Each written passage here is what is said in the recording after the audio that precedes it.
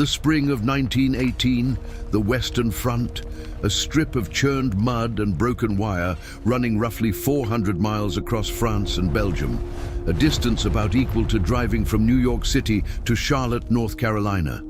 On one side of it, 3 million German soldiers. On the other side, 3 million Allied troops, including 2 million Americans who had crossed an ocean to fight in a war that had already swallowed 4 years and 10 million lives. And every single one of those deaths had iron in it. The rifles were iron, the artillery shells were iron, the barbed wire, the stuff that held entire armies in place while machine guns cut them to pieces, was iron. The ships that carried American boys across the Atlantic were iron. The bridges they blew up to slow advances were iron. The railroads that rushed ammunition to the front were iron. The helmets on their heads, the shrapnel in their lungs, the crosses marking their graves. The entire industrial machinery of the deadliest war the world had yet seen ran on a single material, and the country that entered that war controlling the largest iron and steel reserves on Earth, not Germany, not Britain, not France, was the United States. We had built the guns, we had shipped them to both sides at the start, and when we finally joined the fight, our iron won it. That is not a coincidence. That is not an accident. That is 4,000 years of strategy finally arriving at its logical conclusion. A nation that controlled iron controlled the world, and for most of the 20th century, that nation was us. Here is where that story begins. The first iron human beings ever touched did not come from the ground. It came from space. For most of human prehistory, tens of thousands of years before anyone built a furnace, before anyone discovered ore, before anyone knew what smelting meant, the only iron that existed in usable form had been delivered to Earth by meteorites. Chunks of nickel-iron alloy, blasted loose from asteroids in the early solar system and hurled toward Earth over billions of years. When they survived the fall through the atmosphere, they landed as dense, heavy, alien rocks, unlike anything else in the natural world. They did not rust, they did not corrode. They were harder than copper, harder than bronze, and they fell out of the sky.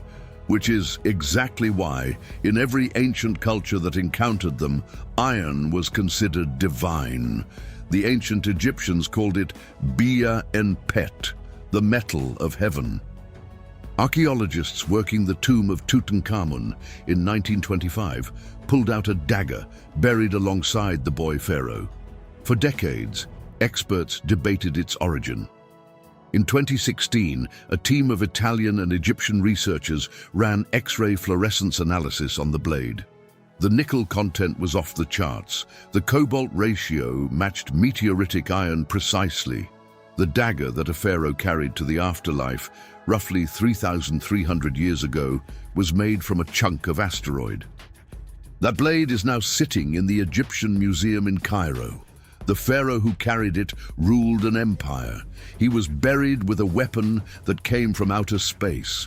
People were working meteoritic iron in small quantities 6,000 years before the United States existed as a country.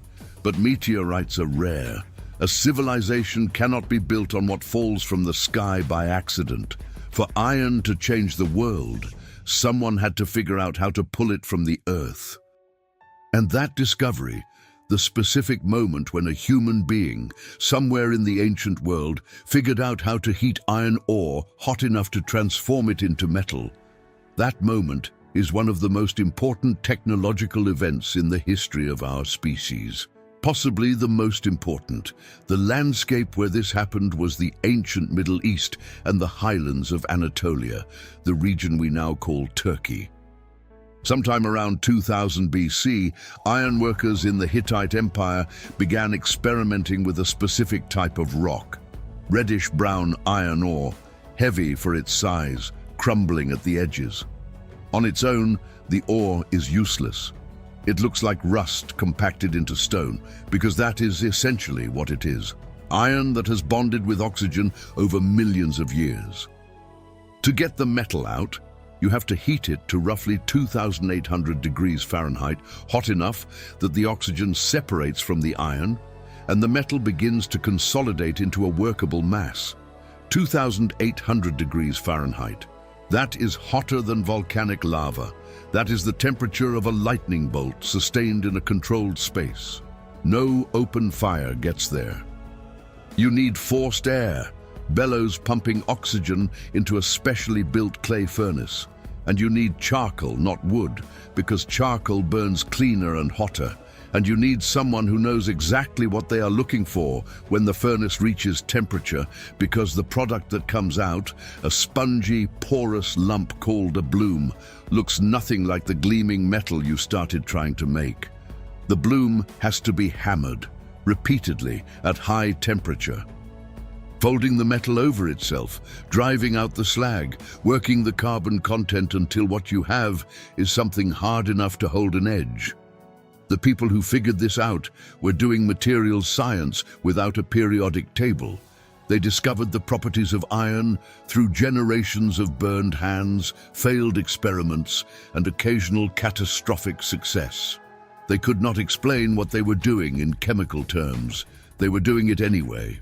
The Hittite Empire. If that name draws a blank, do not feel bad.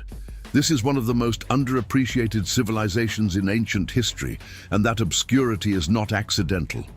The Hittites ruled Anatolia and much of the northern Middle East from roughly 1600 to 1200 BC. At their peak, they were one of the three dominant powers on Earth, alongside Egypt and Mesopotamia, and their power rested, more than almost any other factor, on iron. The Hittites did not invent iron smelting. But they got there early, and when they did, they understood immediately what they had. Iron weapons were harder than bronze. Iron tools could work ground that bronze tools couldn't touch. An iron sword held its edge longer than a bronze one, and when it broke, you could reheat and reforge it, something you couldn't do with bronze.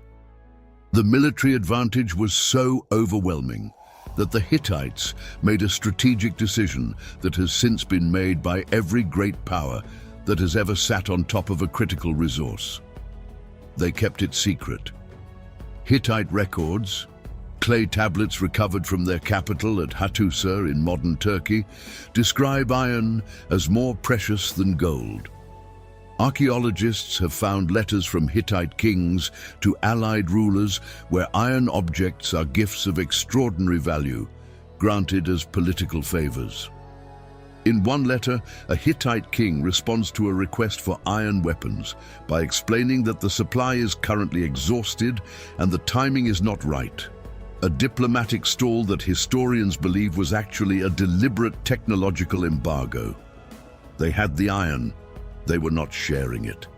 This is the first recorded instance of a nation using control of a critical material as geopolitical leverage. It would not be the last. At the height of Hittite power, a bronze sword that could buy a skilled laborer's work for several months could be outclassed by an iron weapon that the Hittites alone could produce. The equivalent in modern terms would be a single country controlling all semiconductor fabrication in the world, not just producing more chips, but being the only country that knew how to make them. The strategic implications cascade through everything. Iron also transformed Hittite agriculture. Iron plows could break hard-pan soil that bronze-tipped implements could barely scratch.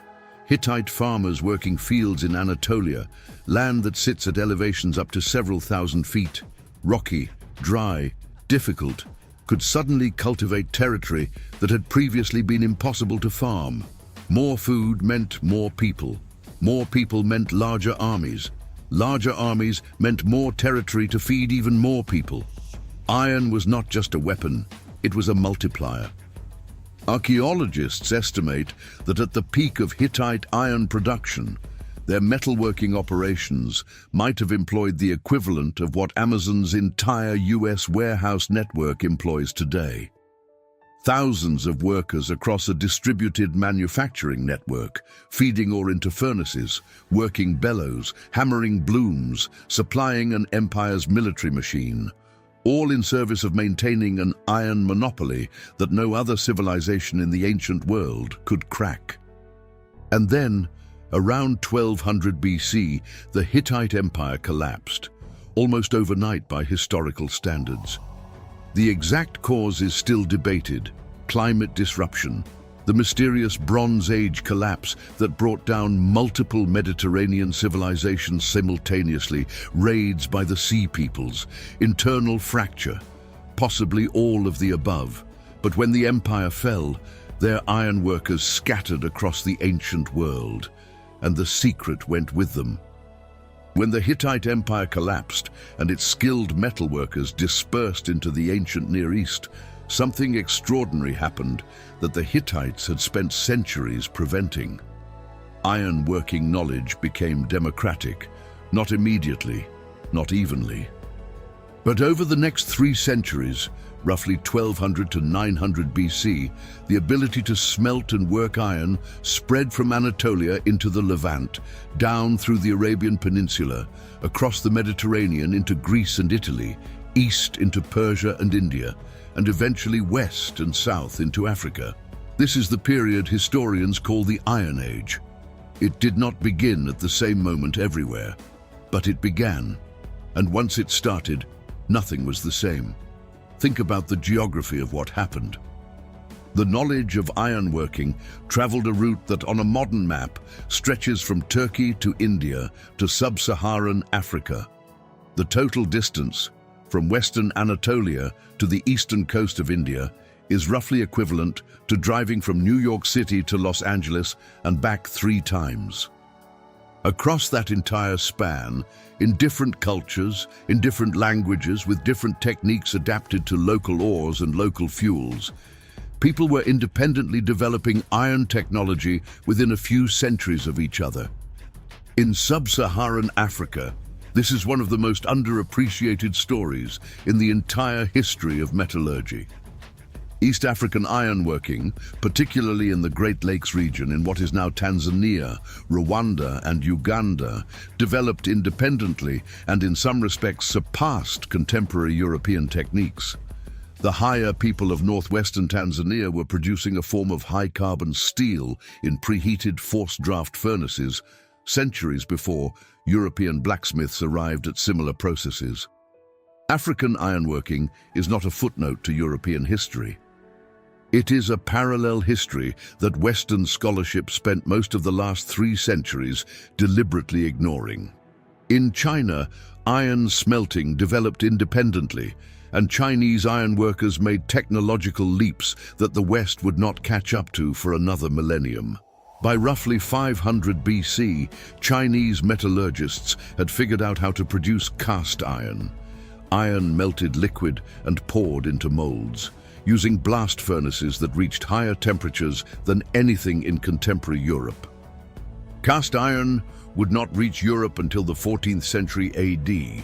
China was doing it 2,000 years earlier. In the Mediterranean, the spread of iron technology coincided almost exactly with the period of Greek expansion and the rise of Rome. This is not a coincidence. Iron-tipped plows transformed Greek agriculture on rocky Aegean soil. Iron weapons allowed smaller Greek city-states to field armies that could challenge empires. Iron tools built the ships. Iron anchors held them. When Rome eventually built the most powerful military machine in the ancient Western world, the backbone of that machine, the gladius, the pilum, the lorica segmentata, the siege engines, the roads, the bridges, was iron. One specific Roman engineering achievement illustrates the scale. The Roman road network at its peak covered roughly 50,000 miles across Europe, North Africa, and the Middle East. Every single mile of those roads was built and maintained with iron tools. The picks, the shovels, the chisels for cutting stone, the surveying instruments, the wagon hardware that transported materials, all iron. The Roman road network was approximately twice the length of the entire US interstate highway system. Iron built it. And here is the thing that is worth sitting with for a moment. Every civilization that failed to adopt iron technology when it became available, or that adopted it too slowly, or that was cut off from iron sources by geography or politics, lost. Not metaphorically, literally, militarily, economically, politically. Control of iron was control of the future. That pattern, one civilization gaining a decisive material advantage over another, then using that advantage to extract resources, impose systems, and rewrite borders, does not stop in the ancient world. It is still happening. Before we go further, if you're new here, this channel is about the hidden histories behind the materials and commodities that actually built the world. Not the kings and the speeches, the iron, the ore, the decisions made in furnace rooms and boardrooms that most history classes never get to. Real stories, real numbers, no filler. We put out a new one every week. Hit subscribe so you don't miss it, and drop a comment telling me where you're watching from. Whether you're in Ohio, Texas, California, or somewhere in between, I'm always curious where these stories land. All right, back to iron. For roughly 1,000 years after the fall of Rome, from about 500 AD to 1500 AD, the history of iron in the Western world is the history of who could produce it, where, and under what conditions. And what that story reveals is that iron did not just enable empires. Iron determined who got to have one. Medieval European iron production was a decentralized, brutally inefficient, and intensely local affair. Iron ore had to be found near fuel, specifically near forests, because charcoal was the only fuel hot enough to smelt iron before the advent of coke furnaces in the 18th century. A typical medieval ironworks, called a bloomery, could produce a few hundred pounds of iron per day under ideal conditions. Most produced less. The finished iron was soft by modern standards, full of impurities, inconsistent in quality, and expensive enough that ordinary farmers could not afford iron plows. They used wooden implements instead, which is part of why medieval European agriculture was so persistently less productive than Roman agriculture had been 1,000 years earlier. The people who controlled iron in medieval Europe were the people who controlled everything else. Feudal lords who sat on land with iron ore deposits had an economic advantage that compounded over generations.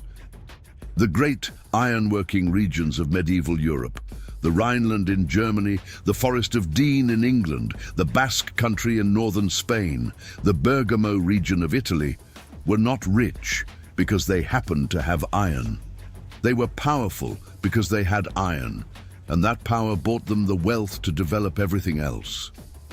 The Basque country deserves a specific mention here because its iron history is one of the most consequential and least known in Western history. The mountains of the Basque region, along what is now the border between Spain and France, sit on some of the highest grade iron ore deposits in Western Europe. Basque ironworkers had been producing high-quality steel, a specific type called acero vasco, since at least the medieval period, and their steel ended up in the swords, the armor, the cannons, and eventually the ships that carried the Spanish Empire to the Americas. The conquest of the Americas was, among other things, an iron event. Hernán Cortés landed in Mexico in 1519 with roughly 500 soldiers. The Aztec Empire he confronted had a population somewhere between 5 and 15 million people. Cortés's force was outnumbered by a ratio that would be laughable in any modern strategic calculation, but his soldiers had iron swords and iron armor. The Aztec warriors he faced had obsidian blades, extraordinarily sharp but brittle. They had no metal armor. In close combat, the material difference was catastrophic. One iron sword could outlast a dozen obsidian blades. iron helmets turned away blows that would have been fatal. And the Spanish had something even more decisive: iron and bronze cannons firing iron cannonballs at enemies who had never in their civilization's history heard gunpowder explode.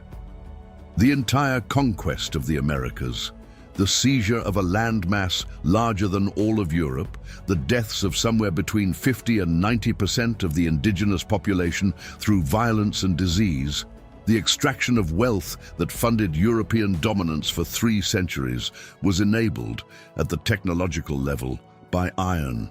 That wealth came back across the Atlantic.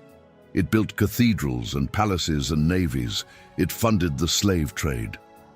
It capitalized the plantation economies that produced the cotton, the sugar, the tobacco that would eventually feed the early American economy. You can draw a direct line from a Basque iron mine in medieval Spain to the economic architecture of the United States in the 18th century. That line runs through blood, but it runs, and it runs through iron. Let's talk about the people at the bottom of this. At every point in iron's history, ancient, medieval, colonial, industrial, the people who actually produced the metal were working in conditions that would be immediately illegal under current US labor law, and in many parts of the world, conditions that are still happening right now. The Roman iron mines at Rio Tinto in southern Spain, still operating today as one of the world's oldest continuously mined sites, were worked almost entirely by slaves and condemned criminals during the height of the Roman Empire. Ancient accounts describe the mines as places where workers did not even dream of rest. The ore deposits at Rio Tinto sit below a water table, which means the mines flooded constantly. Teams of slaves worked in shifts running human-powered screw pumps to keep the water out, 24 hours a day, in darkness, in heat, in air, thick with sulfur dioxide from the oxidizing ore. Historian estimates suggest mortality rates in the mines were high enough that the entire workforce had to be replaced every few years. In terms of modern American scale, the workforce at Rio Tinto alone may have exceeded the total population of present-day Youngstown, Ohio at any given time, with a death rate that would have emptied the city every decade. In medieval Europe, the iron workers who weren't slaves were barely better off. Charcoal production, the fuel that made smelting possible, required continuous burning of massive amounts of wood. Charcoal burners, called colliers, lived in the forests for months at a time, tending slow-burning mounds of wood covered with earth. They slept next to their fires. They inhaled charcoal smoke for months at a stretch. Pulmonary disease was so prevalent among medieval colliers that contemporaries noted their distinctive complexion, permanently gray-skinned, perpetually coughing, as a sign of their trade. The blast furnaces of colonial-era America present an even more direct line to the American story. Before the Revolution, iron production was one of the most important industries in the American colonies. The ironworks at Saugus, Massachusetts, established in the 1640s and now a National Historic Site, was among the first significant iron operations in North America. By the mid-1700s, colonial America was producing more iron than England and Wales combined. Some of that iron was made by white indentured servants and free laborers. A significant and documented portion of it was made by enslaved black Americans. Enslaved workers operated blast furnaces, worked as forgemen, transported ore, and maintained the charcoal operations that kept colonial iron production running. At ironworks in Virginia, Maryland, and Pennsylvania, the use of enslaved labor was not an exception. It was the business model. The people who built the material foundation of American industry were not compensated for that labor. Their descendants are still living in the country that labor built. American factories were the end destination for iron and steel produced under conditions that would have caused a congressional hearing if they had been filmed. In the 19th century, American steel workers routinely worked 12-hour shifts, 6 and sometimes 7 days a week, in temperatures exceeding 100 degrees Fahrenheit, surrounded by molten metal that could kill instantly if it splashed the wrong way. At Carnegie's Homestead Steelworks in Pittsburgh, a single shift change in July 1892 led to the deadliest labor confrontation in American industrial history, the Homestead Strike, in which Carnegie Steel hired 300 Pinkerton agents to attack striking workers, killing at least 9 people and wounding hundreds more. The workers were striking over wages and working conditions. Carnegie's response was to crush them. He succeeded. Within a few years, the union at Homestead was broken, wages were cut, and the 12-hour day was reinstated. The steel industry lobbied Congress against labor reform for decades. "Do not moralize yet," the instructions say. So I won't. I'll just say the numbers are what they are. The record is what it is. And the system that produced American iron and steel has never once, in its entire history, been operated for the benefit of the people doing the work. Iron does not just build weapons. Iron is a reason to fight wars. And the wars that were fought over iron, over ore deposits, over trade routes, over smelting technology, over railroad rights-of-way into iron country, reshaped the political map of the world in ways that the United States is still navigating today. The 7 Years' War, 1756 to 1763, called the French and Indian War in American history, was partially a contest over control of the North American interior, and one of the things people were competing for was access to the continent's iron deposits. The Ohio Valley, which both Britain and France claimed, sat on top of coal and iron ore that would eventually become the backbone of American industrial power. Britain won that war. The territory came under British control. Less than 20 years later, American colonists were using British-controlled iron industry infrastructure to produce the weapons they needed to fight the revolution. The Civil War is the most direct American example of iron as a strategic determinant. The Confederate South had agriculture, the Union North had iron and steel. At the start of the war, roughly 90% of U.S. iron production capacity was located in northern states: Pennsylvania, Ohio, New York, New Jersey. The Confederacy had almost no significant iron production capability. They had to scramble to build ironworks from scratch under wartime conditions, using limited pig iron from a small number of operations. The iconic Confederate ironclad, the CSS Virginia, was built on the hull of the captured USS Merrimack, refitted with iron plating from a single rolling mill in Richmond. The Union ironclads were built with industrial-scale iron production behind them. This is part of why the war ended the way it did. The North didn't just have more soldiers, it had more iron. After the Civil War, the expansion of American iron and steel production was explicitly tied to federal policy.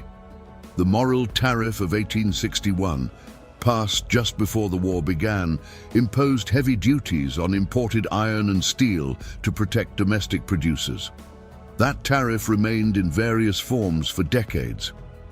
It made American steel expensive for American consumers, but it allowed Carnegie, Frick, Morgan, and the other industrial giants to build the production infrastructure that turned the United States into the largest steel producer on Earth by the 1890s.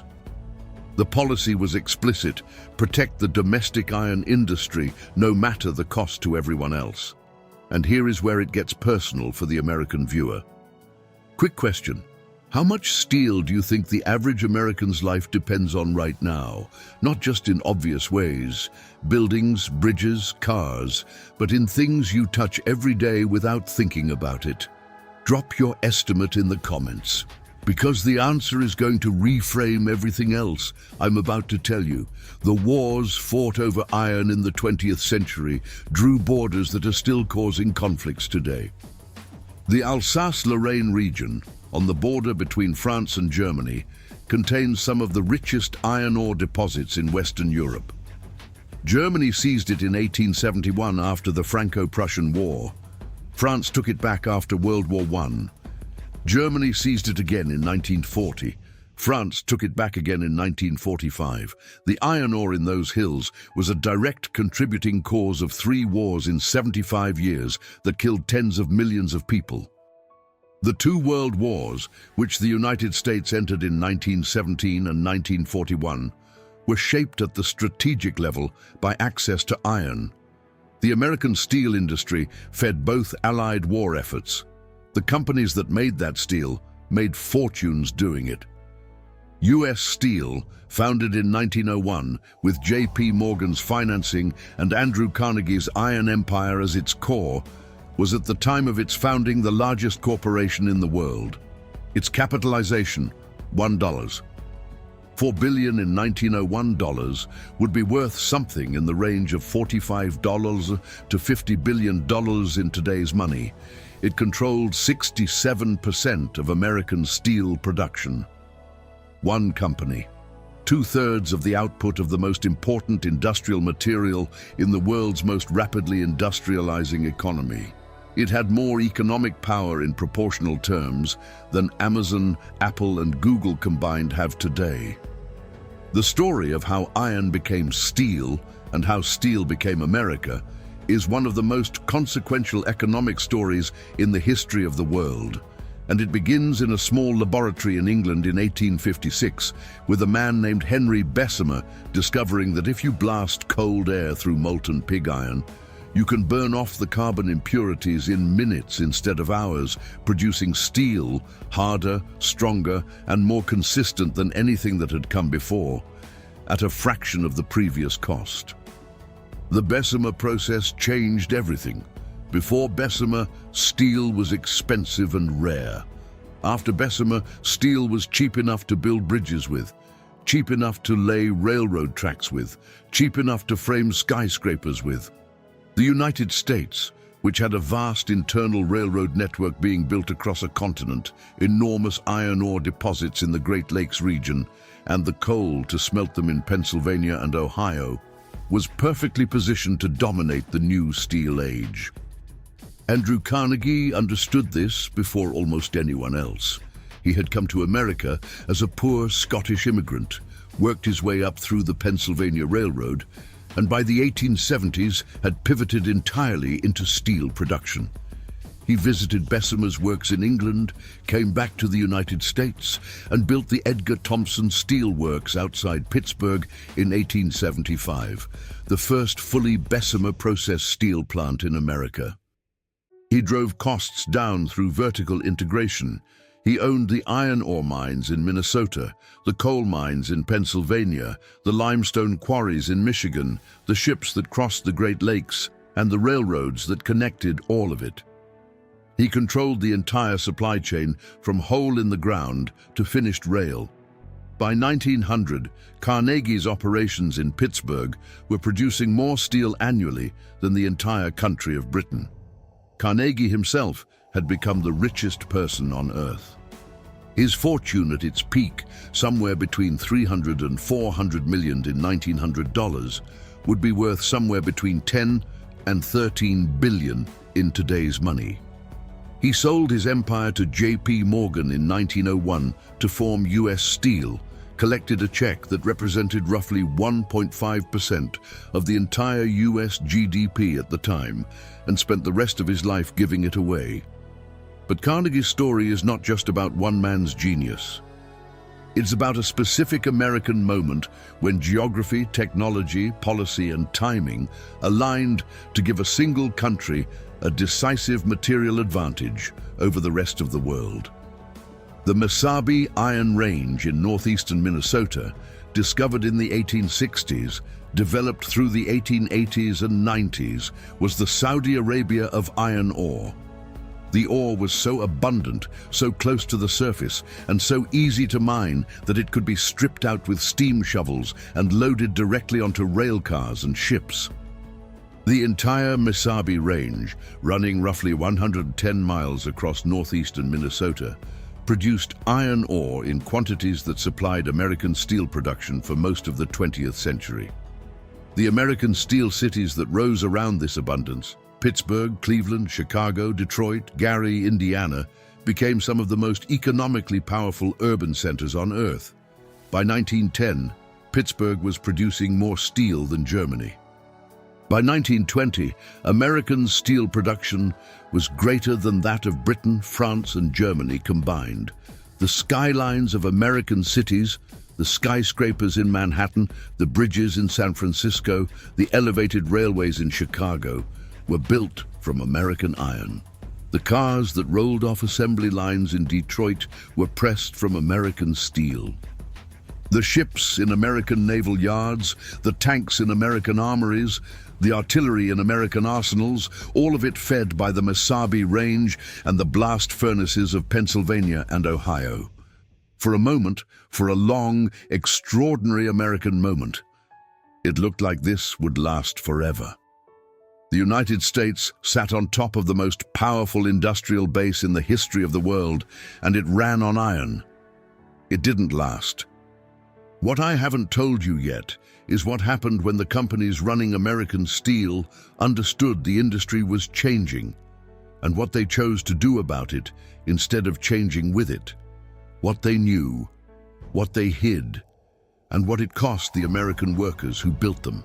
By the late 1960s, American steel executives had a problem, and the problem was not what they told the public, Congress, or their workers.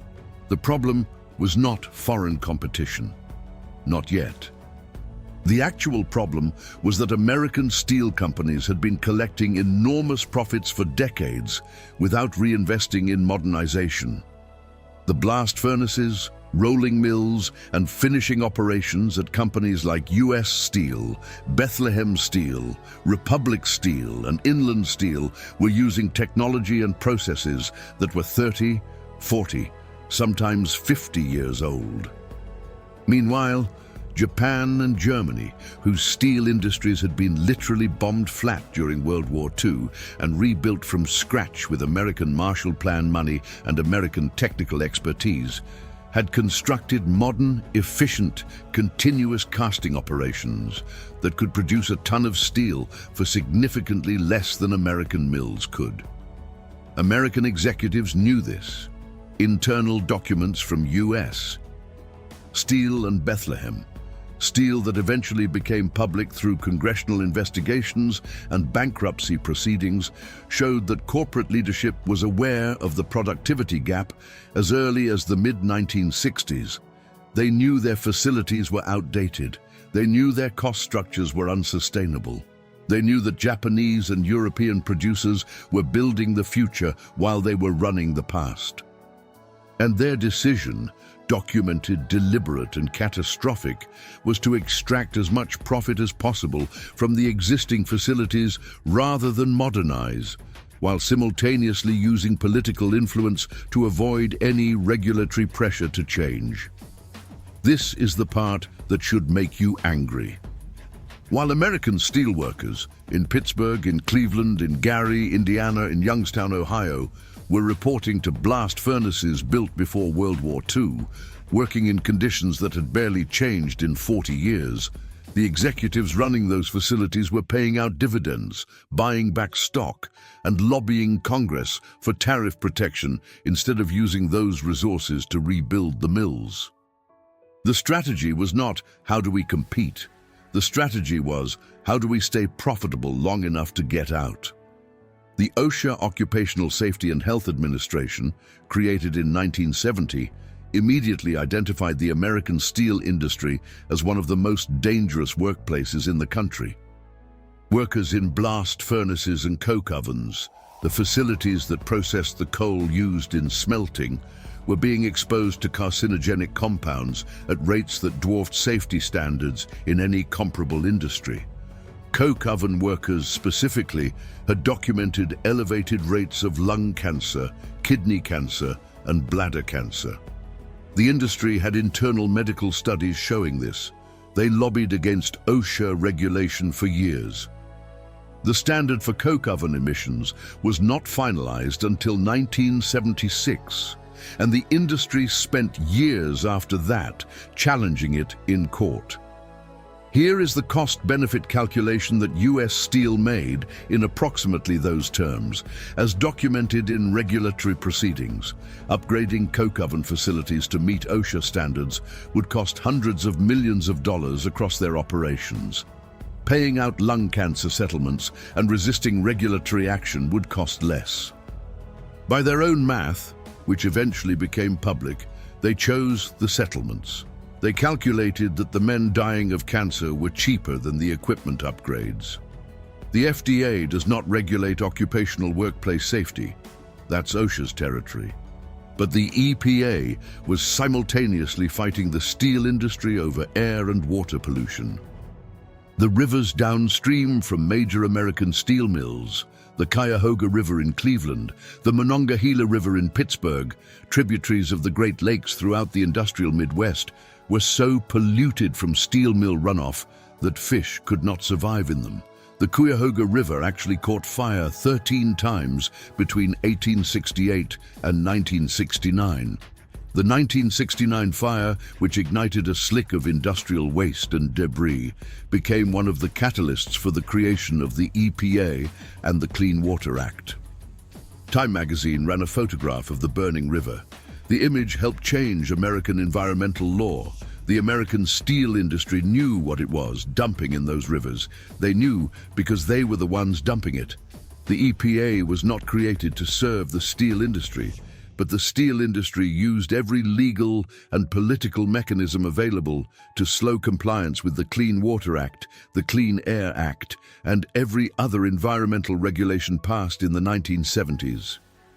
Industry lobbying was specifically credited by EPA officials, with delaying enforcement by years, sometimes by decades, at the cost of ongoing environmental and public health damage.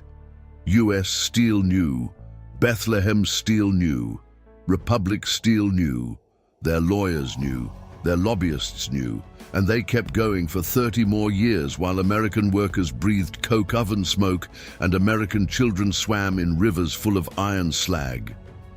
The FDA knew about occupational carcinogens in the steel industry through cross-agency reporting as early as 1971. OSHA had the data. Congress was briefed, and the industry's response, documented in hearing records, was to question the science, fund friendly research, and delay. This is not a foreign problem. This happened in American boardrooms with American executives, American lawyers signing off, and American politicians running interference. And the workers who paid the price were American.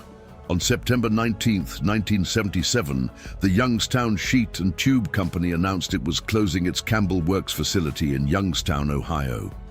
5,000 workers lost their jobs in a single day. That day, which locals still call Black Monday, was the first major blow of what became known as the collapse of the American Rust Belt. Over the next decade, the American steel industry shed roughly 400,000 jobs, not through normal economic adjustment, through catastrophic, sudden, total collapse. Youngstown lost more than half its population between 1970 and 2010. Gary, Indiana, which had been one of the most productive steel cities on Earth, lost 2/3 of its population.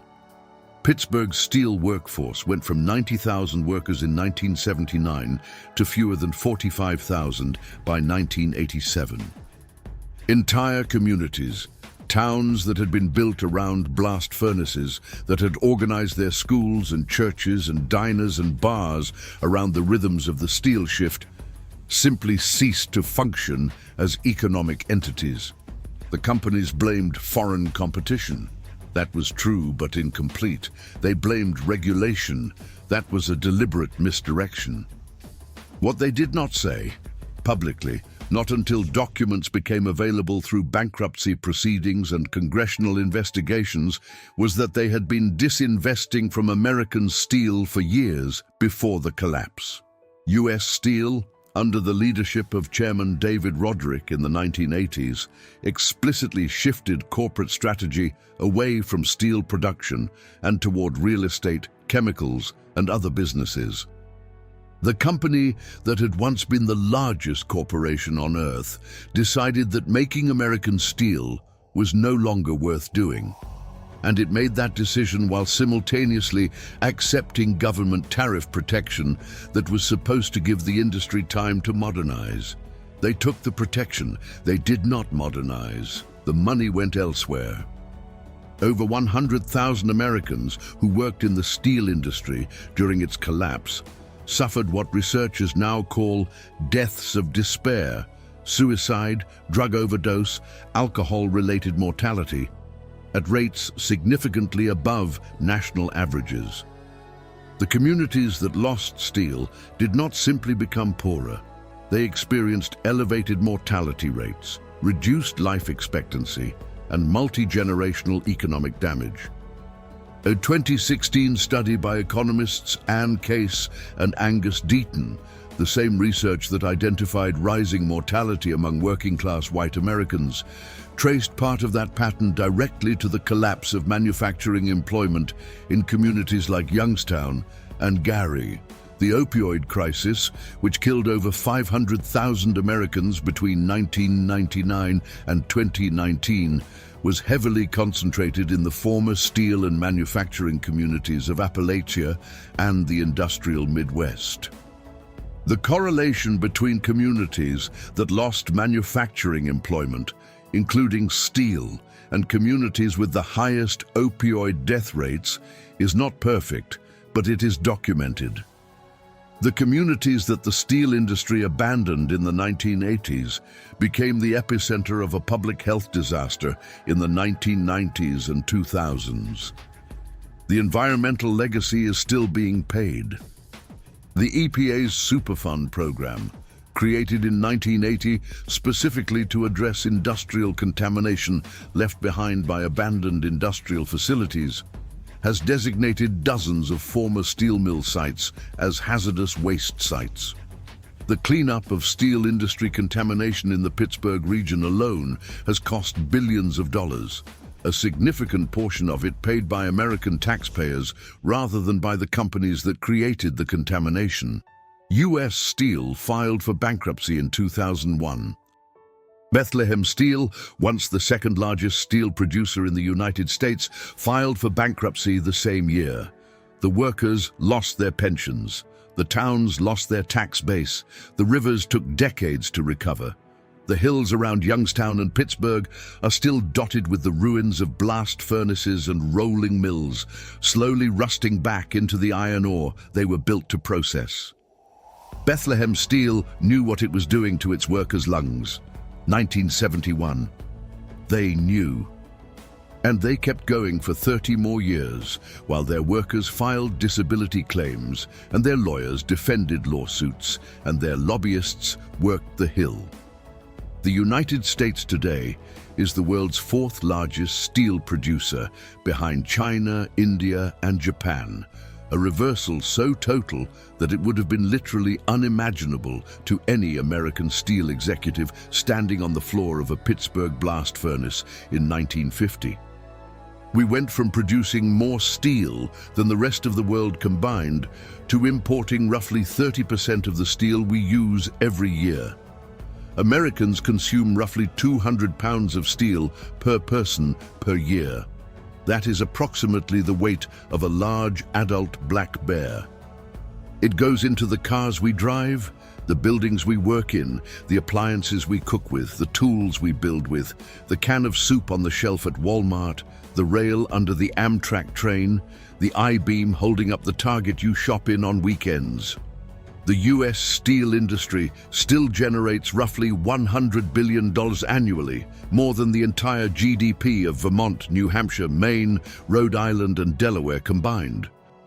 What remains of American steel production is concentrated in a handful of modern electric arc furnace operations, most of them built or rebuilt in the last 30 years, that melt scrap metal rather than smelting ore. Nucor Corporation, based in Charlotte, North Carolina, is now the largest steel producer in the United States. It employs about 32,000 people A fraction of what the old integrated mills employed at their peak, but it runs efficient modern facilities with one of the best safety records in the industry.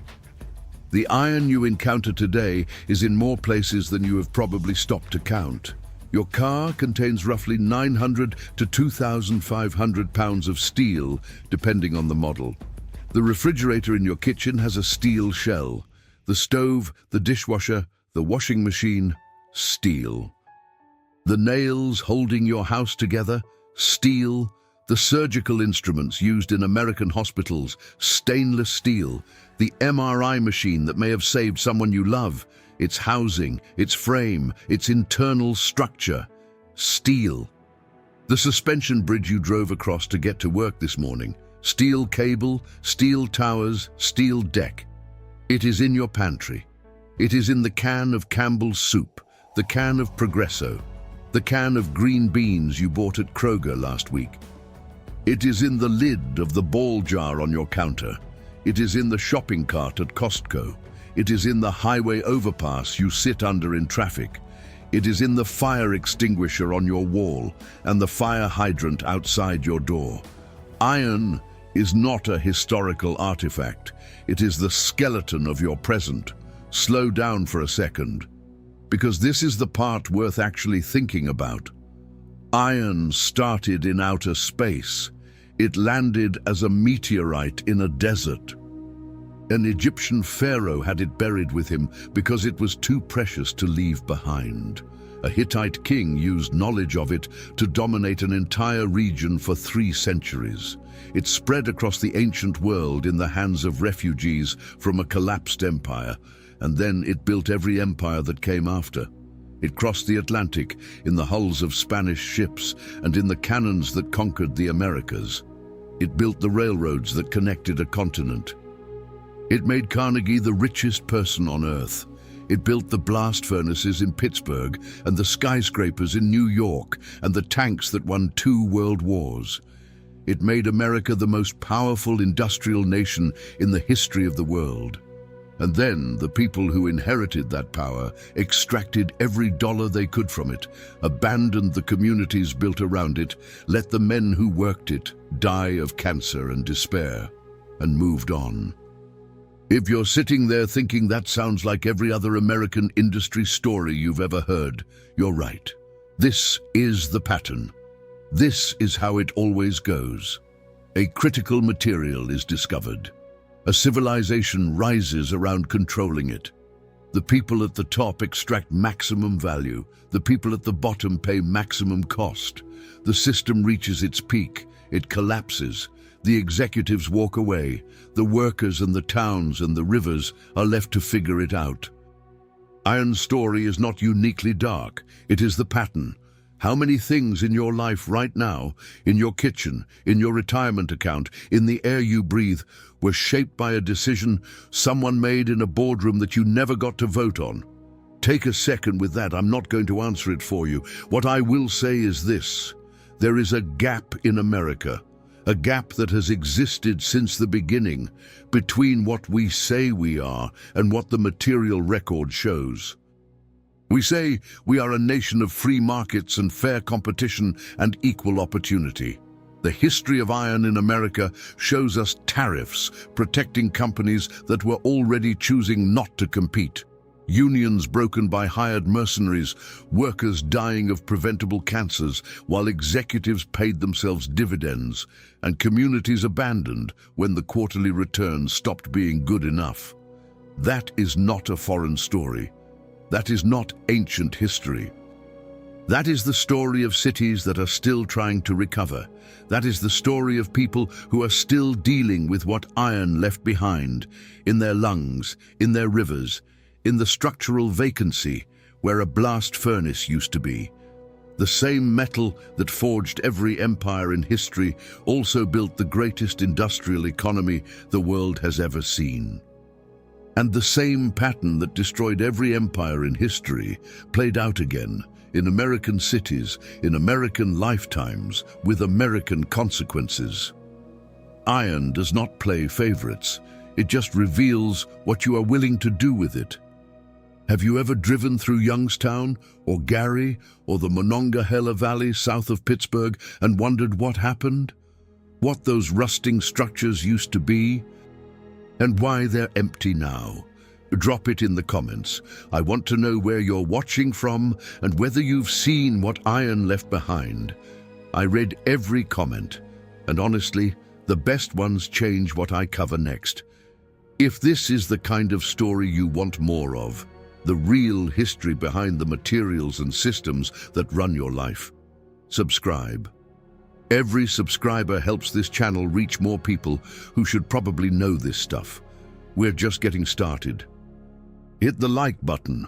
It genuinely makes a difference for a channel at this stage, and it tells me you want to keep going deeper into these stories.